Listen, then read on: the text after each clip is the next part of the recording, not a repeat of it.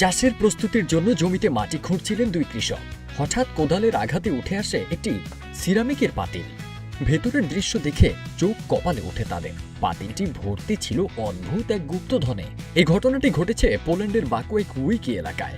গুপ্তধনের খবর ছড়িয়ে পড়তেই দেশটির প্রত্নতত্ত্ব বিভাগ দ্রুত ঘটনাস্থল ঘিরে ফেলে এবং সেখানে আনুষ্ঠানিক খনন কাজ শুরু করে। প্রত্নতত্ত্ববিদদের তথ্য মতে সিরামিকের ওই পাতিলের ভেতরে পাওয়া গেছে মোট ১৬২টি রৌপ্য মুদ্রা।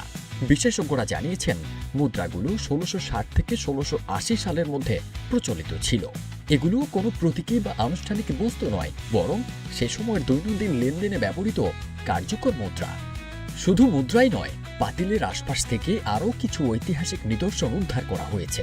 এসব বস্তু ওই সময়কার মানুষের জীবনযাপন, অর্থনীতি ও সামাজিক বাস্তবতা সম্পর্কে গুরুত্বপূর্ণ ধারণা দিতে পারে বলে মনে করছেন গবেষকরা।